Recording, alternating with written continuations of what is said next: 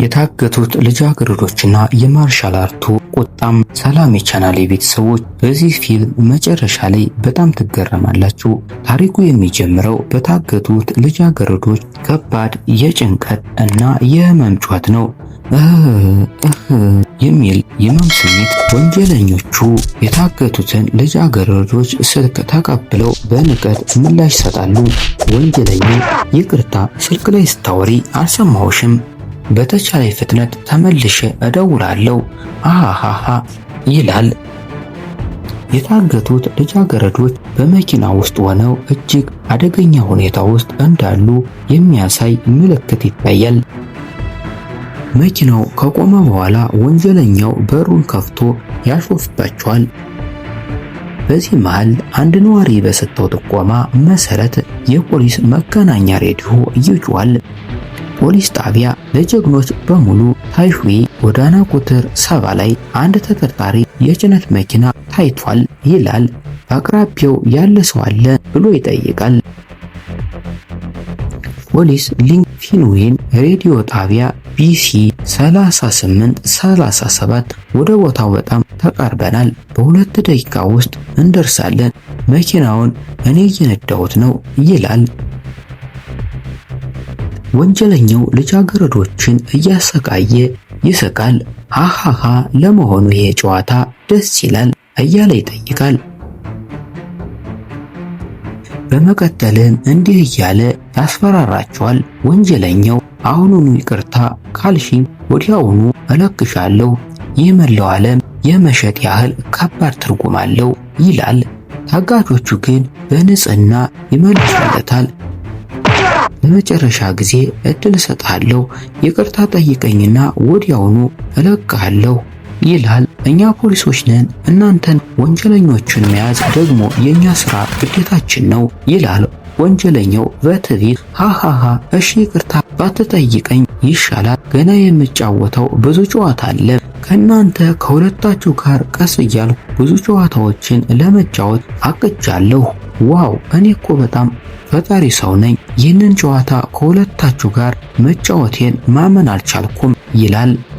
ወንጀለኛው ራሱን ፍጹም ፍትሃዊ እንደሆነ አድርጎ እየቆጠረ የማይታዘዙትን እቀጣለሁ እያለ መቀጣጫ እንደሚያደርጋቸው ይዝታል። የወንጀለኛው ፍጹም ስነ አእምሮአዊ እብደት እና በትዕቢት መቶ የታሪኩን ውጥረት እጅግ ከፍተኛ ደረጃ ላይ ያደርሰዋል። ሁኔታዎች ይበልጥ እየተበላሹ ይሄዳሉ። ወጣቱ የማርሻል አርት ጀግናና ጓደኞቹ ሻዶው የተባለውን ሰው ፍለጋ በከፍተኛ ጭንቀት ውስጥ ናቸው። ጀግናው ወጣት ማን ነው የበደለን? ወጣት ማስተር የንግን የነካው ሰው በ10 እጥፍ ዋጋ እንዲከፍል አደርገዋለሁ።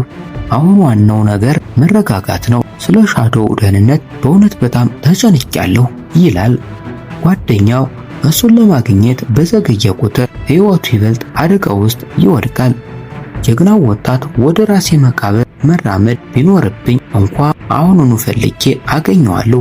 ወንጀለኞቹ ከኛ ለማምለጥ አጥር ላይ እየዘለሉ መኪናችንን ሊቀድሙን ይሞክራሉ፣ ግን አናስመልጣቸውም ይላል። በዚህ መሃል ወጣቱ የማርሻል አርት አዋቂ ጥቃት የሰነዘሩበትን ጠላቶች በአስደናቂ የኩንጉ ምቶች አንድ በአንድ ያደቃቸዋል። ጠላቶቹ ዴቪድ አላስተዋለም ነበር እያሉ ሲጮሁ፣ ጀግናው ወጣት ግን እኔ ጋር ከተጣላችሁ ፍጻሜያችሁ ሞት ነው በሚል ድብደባ ያሸንፋቸዋል። በሌሊቱ መሃል ፍለጋው ይቀጥላል። ድንገት ወጣቱ ቆም ይላል። ጀግናው ወጣት እባክህ ጸጥ በል፣ የፊሽካ ድምፅ እየሰማሁ መሰለኝ። ጓደኛው አዎ እኔም ሰምቻለሁ፣ በእርግጥም የፊሽካ ድምፅ ነው ይላል። ጀግናው ወጣት እርግጠኛ መሆን ትችላላችሁ፣ ከዚህ ቀደም ለሻዶው የሰንሰለት ፊሽካ ሰጥቼው ነበር፣ ይህ የሱ ፊሽካ ድምፅ ነው፣ ጆን በዛ በኩል ነው ይላል። ወደ ቦታው ሲጠጉ መሬቱ መቆፈሩን ያስተውላሉ። ወዲያውኑም ሻዶውን ጀሬን አግኝተው ማውጣት ይጀምራሉ። ጀግናው ወጣት እዚህ ቦታ ላይ ነው። ሻዶ እባክህ በርታ ጀሪ፣ ተስፋ አትቁረጥ፣ በርታ፣ ገና ልነግርህ የምፈልገው ብዙ ነገር አለ ይለዋል። ይህ ትዕይንት እጅግ ልብ የሚነካ ነው። ያ ሁሉ ፍለጋ ካበቃ በኋላ የፊሽካ ድምፅ ተመርተው ጓደኛቸውን ከሞት አፋፍ ላይ ማውጣታቸው የፊልሙ ትልቁ ስሜታዊ መሻገሪያ ነው። ታሪኩ ወደ ሳንጎን ጎዳናዎች ይወስደናል። የካሜራ ሲሲቲቪ ምስሎች እንደሚያሳዩት ካንግ ሸንግቲያን የተባለ ቁጥር መኪና ተጠራጣሪውን ሊዩ ሜይሲንን ይዞ እየተጓዘ ነው።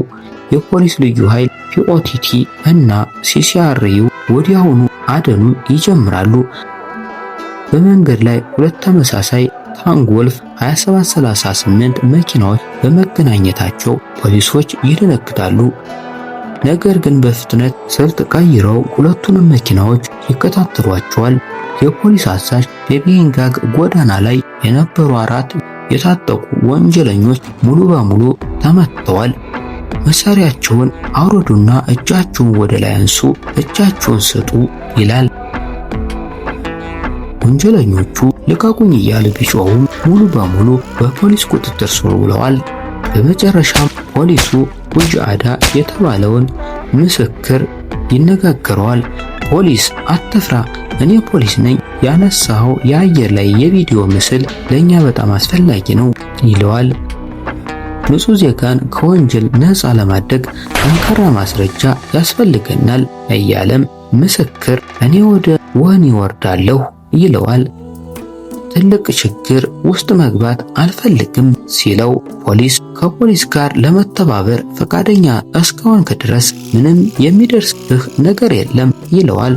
ፊልሙ የታገቱት ልጃገረዶች መዳናቸውን፣ ወንጀለኞቹ መያዛቸውንና ፍትህ ሙሉ በሙሉ መረጋገጡን በማሳየት በሰላም ይጠናቀቃል። ይህ ፊልም ሁለት ንጹሃን ወጣት ልጃገረዶች በጨካኝ ወንበዴዎች ታፍነው ለአሰቃቂ ስቃይና ጨዋታ በተጋለጡበት ወቅት ያ እጅግ ደፋርና ጎበዝ የኩንግፉ ወጣት በቁጣ ተሞልቶ ጠላቶቹን እያሳደደ ምሽጋቸውን በመደምሰስ የፖሊስን እርዳታና የአየር ላይ ምስክርነቶችን በመጠቀም ጠላቶቹን አንድ ባንድ እየቀላ ልጃገረዶቹን ከሞት አፋፍ ያዳነበትን እጅግ ልብ አንጠልጣይና አስደናቂ የአክሽን ፊልሚያ የሚያሳይ ታሪክ ነው። በዚህ አጭር የፊልም ታሪክ ከተደሰታቸው ይህን ቻናል ላይክ፣ ሼር እንዲሁም ሳብስክራይብ በማድረግ የደወል ምልክቷን ይጫኑ። በሌላ አጭር አዲስ የፊልም ታሪክ እስከምንገናኝ ደህና ይሁኑ።